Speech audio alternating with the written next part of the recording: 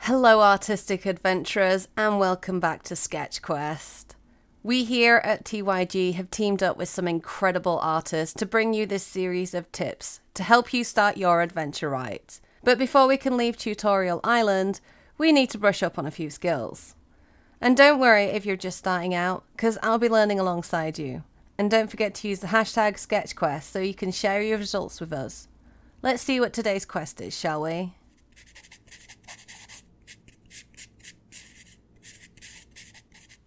Today's quest giver is none other than VTuber artist extraordinaire J.L.P. How are you doing today?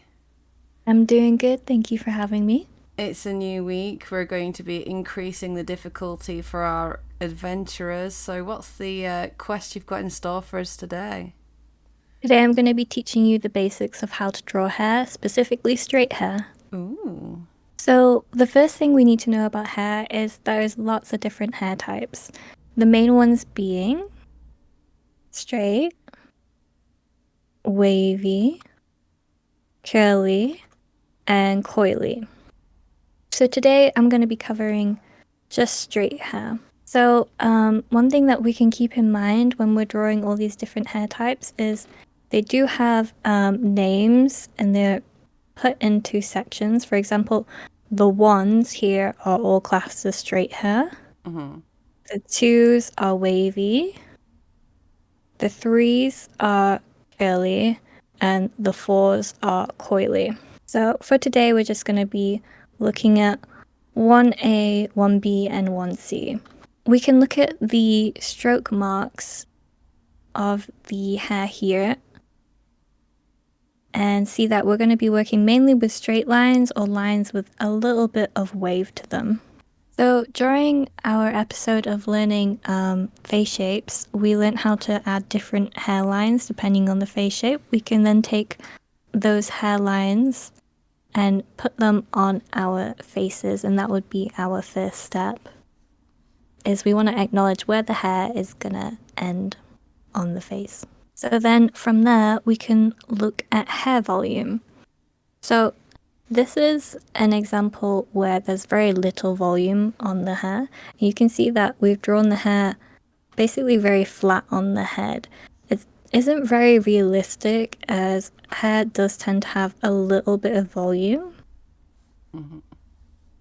So on this side, we can see we've added just a little bit of volume here and just put the hair a little bit away from the scalp. So bear in mind hair volume when you're drawing hair. Otherwise, it'll make your hair look a little thin. I know this looks a bit scary, but when drawing hair, you'll want to be able to start seeing hair in shapes.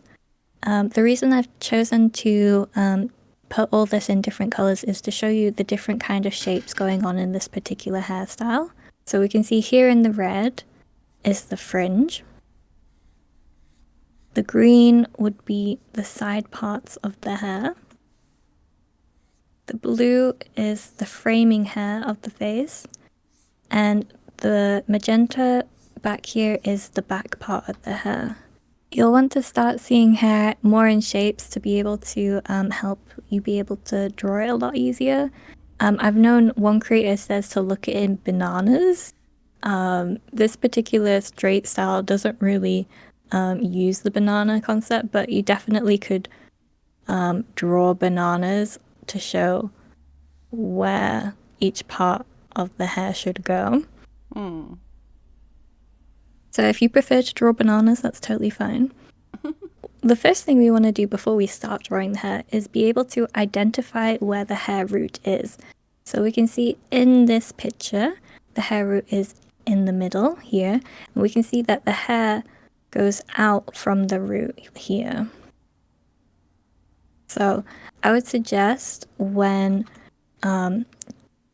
wanting to draw a hairstyle, the first thing you identify is where the root is going to be. It can be in the middle, it can be at the side, wherever you want it, but it's a good thing to keep in mind where the root of the hair will be. we can then see that when we acknowledge where the hair root is going to be, that the hair will then flow down from the root. So we can see, still looking at the hair within the shapes that we created, we can see that it follows the root here. And then we can see gravity kind of does the rest. This looks a bit scary, but this is the concept of finding the root here, the hair going out from the root, and then still looking at the hair within the big shapes that we did earlier. And we can see that there's smaller shapes within the bigger shapes here. You can see all those shapes move down from the root. We're going to take the hair here as some examples. I will leave these in the resources for you to use. And the first thing you want to do is identify where the root of the hair is on the top ones here. So you can see this one here is in the middle. The root here is at the side like this. And we should be able to see the root of the hair like that. The next thing we can then look at is the bottom part here. This is where the hair is moving. So once we've identified the root, we can then show where the hair is going to move from the root. So we can see shorter hair tends to spike outwards a little bit. Long hair tends to pull down due to gravity. And wavier hair tends to have like a wiggle within its pull like that.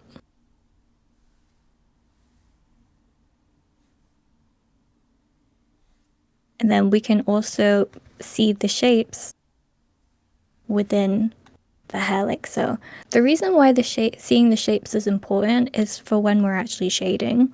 When a lot of artists start drawing hair, they don't see it as these big shapes. They want to just draw it as like little strands like this. But hair tends to move in bigger shapes, and we can add the little strands later. But you want to be able to follow the flow of that shape. You can see when we just add strands like this, there's not really any direction. Whereas if we add a shape, and we can always add strands within the shape, you can see where the hair direction actually is now.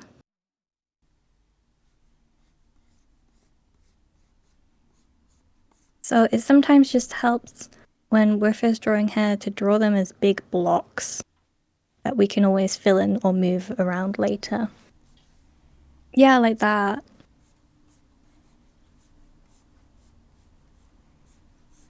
Do some blocky bangs.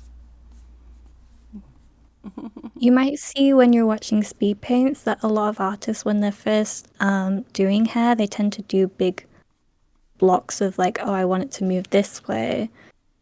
And they'll block in where they want the hair to go before they start adding the complex details.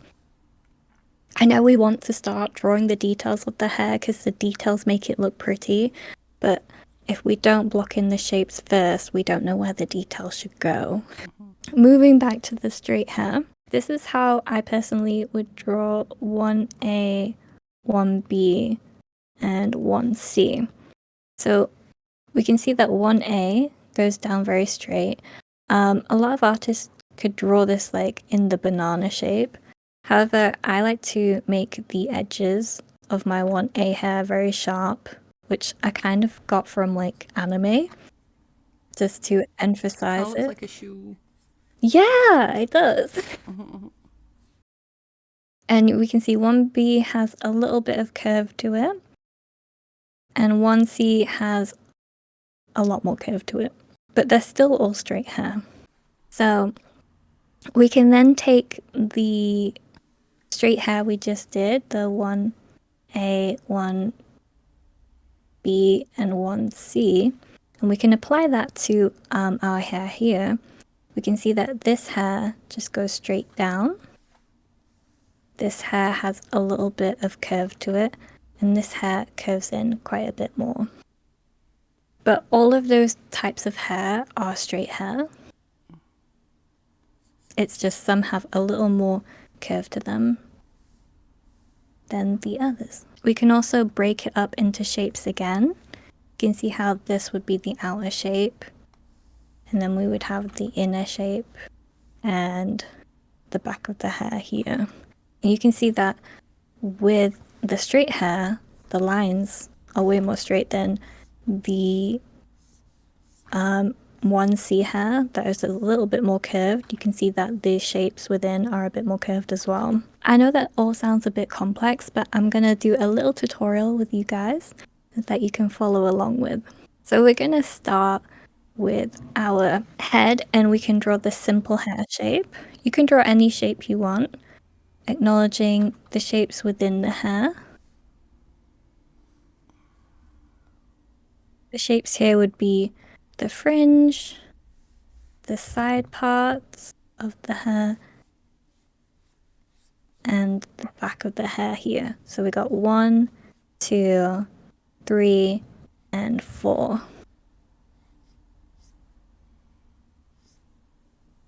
We're also keeping in mind volume, so we're just keeping it a little bit off the scalp as well.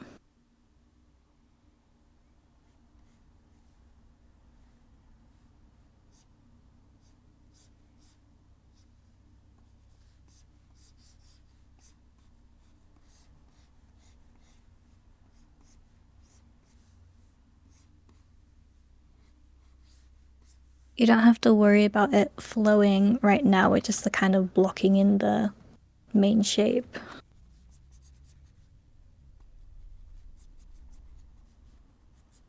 Yours looks like an Egyptian headdress, and I'm loving it. Walk like an Egyptian. Okay, kind of. Okay. Alright, once we've got our shape, we can then acknowledge where our root is going to be. So using shading just a little bit darker, we can see that our roots usually are a little bit dark here, and we can add any main shading that will be sort of cast because it's blocked out. So you can see the back of the hair will probably be darker, and maybe the sides just here. So that's where our main root is gonna be.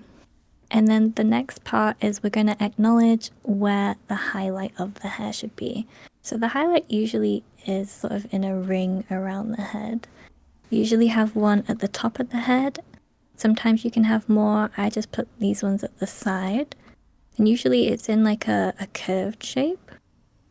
So we want to add that with a lighter shading color. This is where our scary shapes come in again.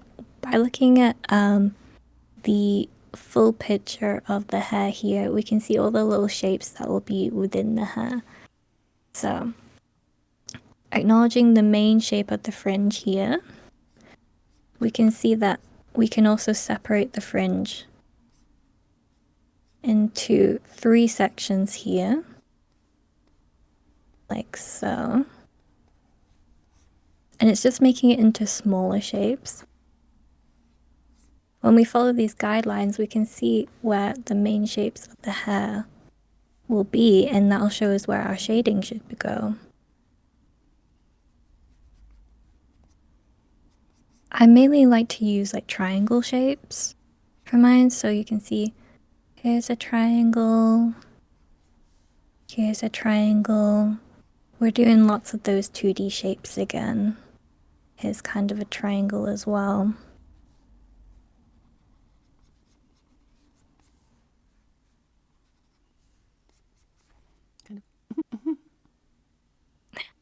Okay, this is just a tip that I like to do, which I think makes the hair really stand out, which is if we add a like skin color. Yeah. This is something I see a lot of anime artists do, and I think it really makes their work stand out, is they like to add these little shading parts here. So you can see that we've taken the skin color, and with a soft brush or an airbrush, we've just added it to the sides of the hair. So I will demonstrate. We want to select the skin color and take an airbrush and very lightly, we can always put the opacity down so it's no worries, very lightly, we want to just put the area around where the skin and the hair meet with this kind of shadow. And then we can take the opacity for our layer and put it down, and it creates this like smoother transition between the hairline and the face.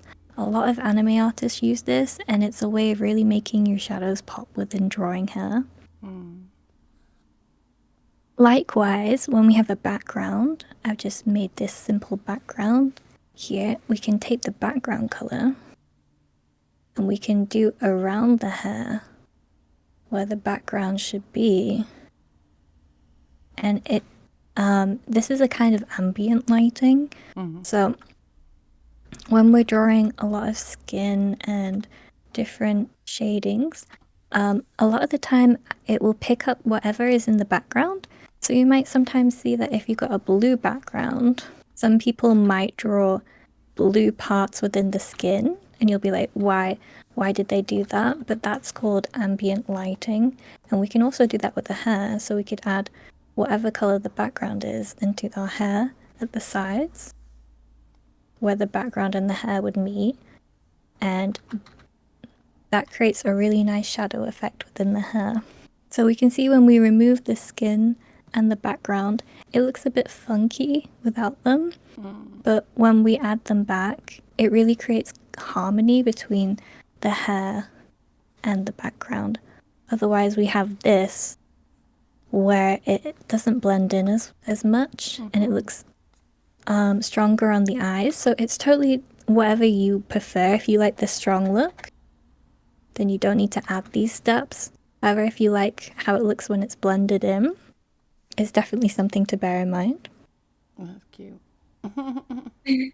I absolutely love the colors you've used. I love how you've like put color into the highlight as well. It's a really good way of doing highlights actually, is putting a bit of color into them. From the background, it can make it look really, really cute.